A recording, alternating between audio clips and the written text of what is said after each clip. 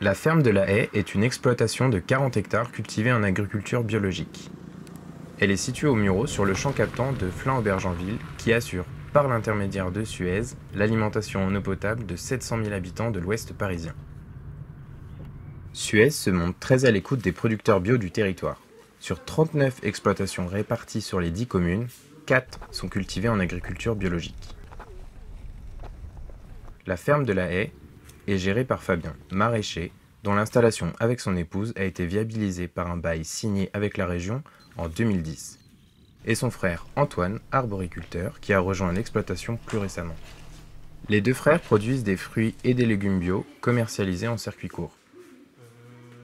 Alors on vend ici, on vend sur les marchés et on vend donc à la coopérative bio qui vend donc à des restaurations collectives, donc restaurants d'entreprise, un peu de scolaire et puis au Biocoop aussi. Donc on diversifie au maximum les débouchés pour minimiser le risque et puis tout vendre. Avec la culture, on sait que ça fait toujours des pics, il y a toujours un moment où on aura trop et toujours un moment où on n'aura pas assez. Donc il faut que le moment où on est trop, eh ben, on arrive à le valoriser, sinon c'est un petit peu bête.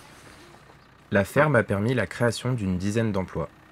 Exemple d'installation réussie, c'est aussi une ferme exemplaire du point de vue des pratiques agricoles. En juin 2018, la famille Frémin a invité les habitants et les élus des environs à l'inauguration de son point de vente à la ferme. L'occasion pour ceux qui le souhaitaient d'une visite guidée dans les parcelles. Comment dire, on est quand même une famille d'arboriculteurs, donc on aime bien les arbres et tout ça. Donc il a planté quelques pruniers, Mirabelle, Quetch, Reine-Claude, et là des cerisiers. C'est trop joli, hein? C'est joli, mais bon, moi ce qui m'embête, c'est qu'on voit que là les feuilles ont eu du puceron, et on voit qu'il y a aussi des trous, qu'il y a eu de la chenille. Voilà. Vous faites comment du coup en bio pour vous débarrasser de... On vit beaucoup avec le cycle des animaux, des insectes. Sur pommes, hélas, on est obligé de traiter un peu. Donc on fait un traitement avant fleur, et des fois on en fait un juste après fleur, quand les pétales commencent à tomber. D'accord. Et après, ça arrive que le puceron il arrive à cette saison. Il y a cette saison et avec coccinelles qui sont là et qui vont finir. Donc là, oui, tomates. C'est magnifique. Hein. Ah là, elles sont cette année, ouais. L'année dernière, on a eu un gros problème. Les premières séries sont arrivées avec du mildiou. Aïe. Alors sur les légumes, on a très peu de traitements. Donc on fait des traitements sur les pommes de terre, donc c'est du cuivre. On a le droit à 6 kg de cuivre métal hectare et par an. Et on fait des traitements à 300-400 grammes. Et j'en fais 3-4, donc je suis très en dessous de ce qu'il faut. Là, on a fait des essais, oui, c'est des essais. On a de la pastèque, du melon. Et on a des problèmes des fois avec des rongeurs qui viennent creuser à l'intérieur. Généralement, c'est les meilleurs. Ah oui. Donc là, on a fait un essai avec du melon qu'on essaye de monter un peu pour qu'il soit au-dessus des rongeurs. On verra qui c'est qui a raison.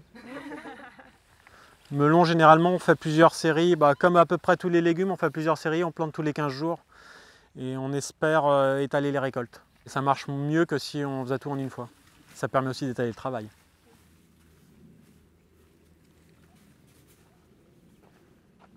Donc ici, on a les poivrons.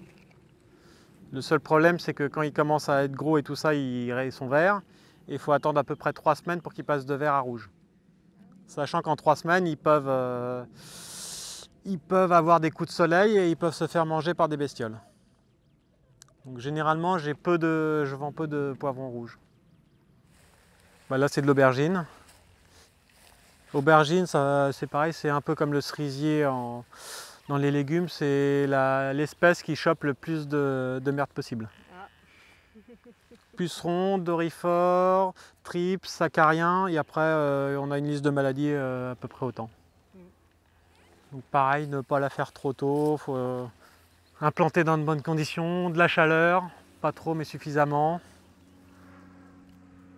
Donc là après on a des aubergines qui sont dehors, dans lesquelles j'ai vu beaucoup de doryphore.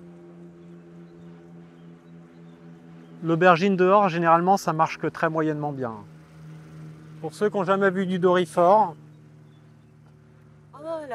pour ceux qui ont des pommes de terre, si vous voulez ramener ça chez vous et faire un petit élevage, ça s'élève très bien. Donc voilà, donc en bio, on a ce qu'on appelle du bacillus. c'est une substance des bactéries qu'on peut mettre et qui peuvent tuer ces larves-là, qui sont très spécifiques aux dorifores. Ça fait coléoptère et il y a certaines souches qui font les lépidoptères aussi. Donc là on a tout un carré, ça va être du chou. Donc on plante toujours plusieurs choses parce qu'on sait qu'il y a toujours une série qui va mal se passer. Donc du chou rouge, du chou blanc, du brocoli, du chou-fleur, du chou de Bruxelles, du chou kale avec l'accent. Donc maintenant je pense avoir trouvé les variétés qui me sont adaptées, qui plaisent aux clients et qui sont bonnes et qui se conservent. Mais rien n'est gagné, rien n'est acquis. Hein. C'est toujours ça en agriculture. Hein. On pense que c'est gagné, puis c'est là, quand on pense que c'est gagné, c'est là qu'on se prend des tôles. Merci beaucoup. Merci. Bonne journée.